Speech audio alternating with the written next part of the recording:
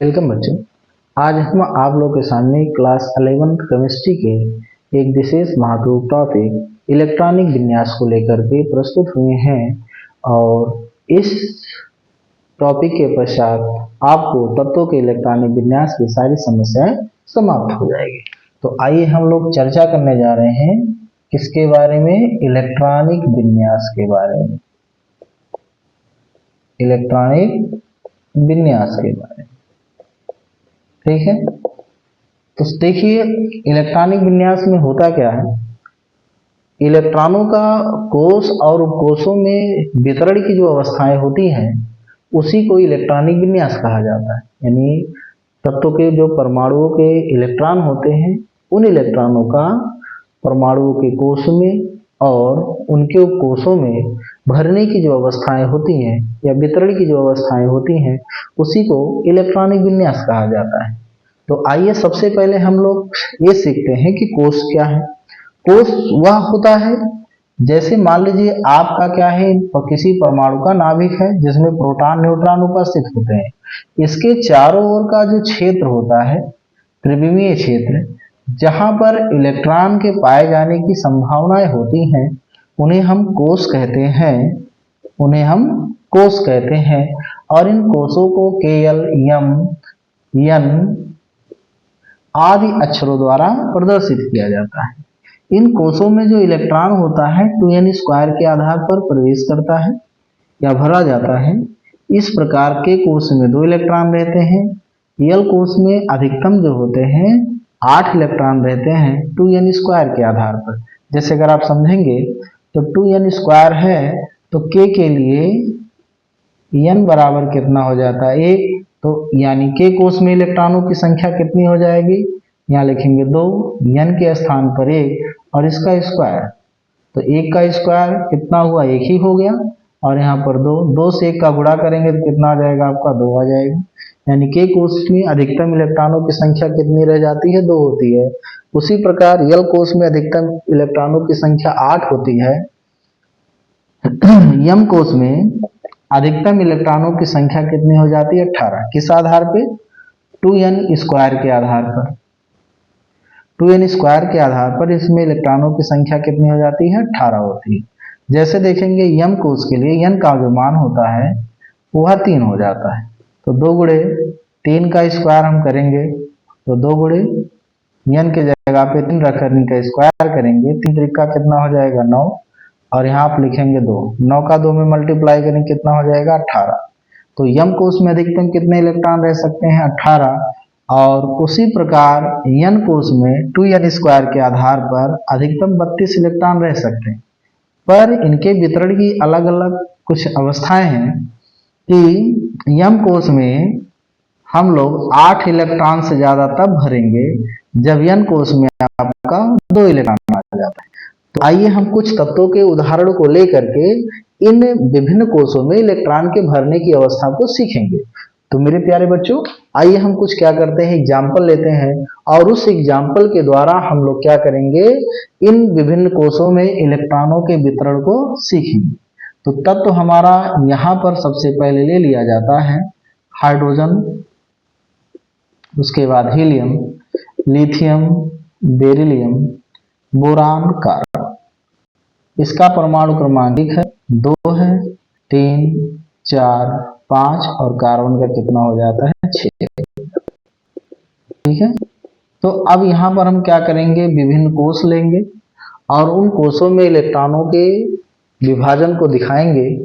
सबसे पहले हमारा आता है K कोष, फिर L हो जाएगा, फिर M हो जाएगा, N हो जाएगा।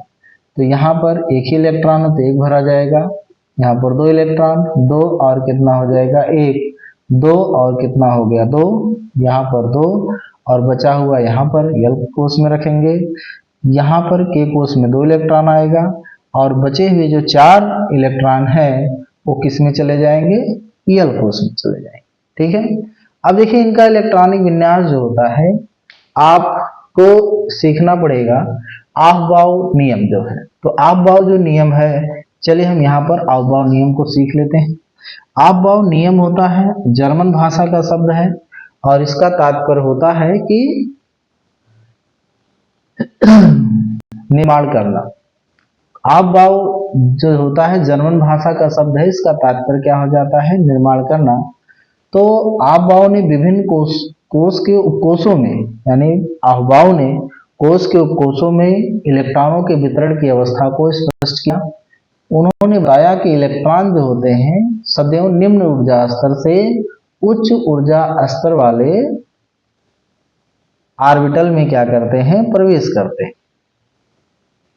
4s 5s 6s, यहाँ 2p 3p 4p और यहाँ पर 5p 3d 4d और यहाँ हो जाएगा आपका 4। ठीक है, तो इलेक्ट्रॉन जो होगा सबसे पहले 1s में एंटर करेगा,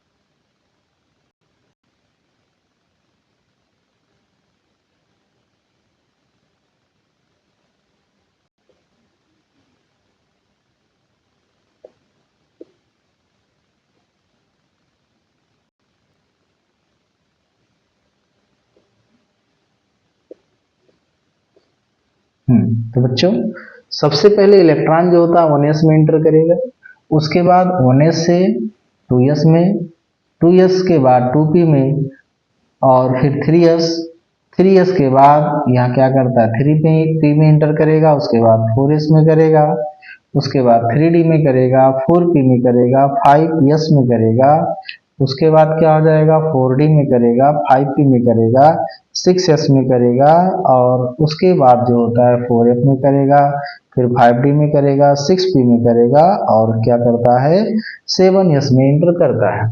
तो मेरे भैया अगर बात के कोष की होती है तो के कोष के जो क्या होता है, जितने मुख्य क्वांटम संख्या का मान होता है उतने ही उसमें उपकोष होते हैं। जैसे के लिए n का मान 1 होता है तो उसके लिए उपकोष केवल 1 होगा और उसमें इलेक्ट्रॉन केवल s में भरेगा। ठीक है, अगर यल के लिए बात करते हैं तो यल के मुख्य क्वांटम संख्या, यल के लिए मुख्य क्वांटम संख्या n का मान 2 होता है और उस यल में, यल कोष में उपस्थित जो इलेक्ट्रॉन होते हैं s और p यानी 2s 2p में भरेंगे। अगर बात हम करते हैं यम के लिए तो यम के लिए मुख्य क्वांटम संख्या का मान 3 होगा क्योंकि तीसरे क्रम में आने वाला है, पहला दूसरा तीसरा, तो इसके लिए मुख्य क्वांटम संख्या का मान कितना हो जाएगा 3 होगा और इलेक्ट्रॉन जो होगा उसमें 3 उपकोषों में भरेगा अर्थात 3s 3p 3d में भरेगा। उसी प्रकार n के लिए मुख्य क्वांटम संख्या का मान 4 होता है और उसमें जो इलेक्ट्रॉन रहेंगे वो 4 उपकोषों में 4s 4p 4d 4f में प्रवेश करेंगे। तो आइए हम लोग इसके आधार पर इलेक्ट्रॉनों के वितरण को सीखेंगे। तो सबसे पहले आप देखेंगे कोषों में जो उपकोषों की संख्या होती है उसे हम s p d और f द्वारा प्रदर्शित करते हैं। s उपकोष में अधिकतम 2 इलेक्ट्रॉन रह सकते हैं, p कोष में 6 रह सकते हैं, d में 10 और f में 14 इलेक्ट्रॉन अधिकतम रह सकते हैं। ठीक है, तो आइए हम लोग सबसे पहले भरना सीखते हैं। ठीक है, अब हमने कोषों में इलेक्ट्रॉनों का वितरण तो हमने सीख ही लिया है, अब इनका इलेक्ट्रॉनिक विन्यास करेंगे। इसका इलेक्ट्रॉनिक विन्यास हो जाएगा मेरे भैया 1s1 होगा क्योंकि इसकी मुख्य क्वांटम संख्या 1 है, इसके लिए s के आगे 1 लगाना पड़ेगा और इसमें कुल इलेक्ट्रॉनों की संख्या 1 है तो इसमें ये 1 दिखाएंगे। ठीक है, इसके लिए हम लोग क्या लिखेंगे 1s2 क्योंकि इसमें 2 इलेक्ट्रॉन है, इसके लिए 1s2 है। अब इसका भी बाकी है तो यल के लिए हम लोग क्या करते हैं 2s एंटर करेंगे और 2s में कितना इलेक्ट्रॉन करेगा 1 करेगा। ठीक है, यहाँ पर जब हम लिखेंगे तो इलेक्ट्रॉन 1s में भरेगा, इस यहाँ पर कितने इलेक्ट्रॉन है 2 तो 2 इलेक्ट्रॉन भराएगा। अब यहाँ जब शुरू करते हैं यल के लिए तो 2s 2p में इलेक्ट्रॉन भरेगा तो सबसे पहले 2s में एंटर करेगा, यहाँ पर कितना इलेक्ट्रॉन है 2 तो 2s2 हम लिखेंगे। ठीक है, यहाँ पर 1s2, यहाँ पर 2s2। अभी भी हमारे पास 1 इलेक्ट्रॉन बच रहा है तो आपको पहले से बता दिया गया है कि अगर ये आएगा तो उसमें इलेक्ट्रॉन 2s 2p में भरेगा। अब 1 इलेक्ट्रॉन जो बचा हुआ है उसे हम लोग क्या करेंगे 2p में भरेंगे और यहाँ पर हम 1 इलेक्ट्रॉन बचा वही उसको दिखाएंगे। ठीक, उसके बाद इसका जब इलेक्ट्रॉनिक विन्यास करेंगे तो 1s2 और क्या हो जाएगा यहाँ पे 2s2 एंड क्या हो जाएगा 2p2 हो जाएगा। ठीक है, तो मेरे प्यारे बच्चों, आज हम लोगों ने सीखा इलेक्ट्रॉनिक विन्यास के आधार पर कुछ तत्वों के कोष और उपकोषों में इलेक्ट्रॉनों का वितरण सीखा है। इसके बाद के जो तत्व होते हैं उनका इलेक्ट्रॉनिक विन्यास हम अगले वीडियो में सीखेंगे।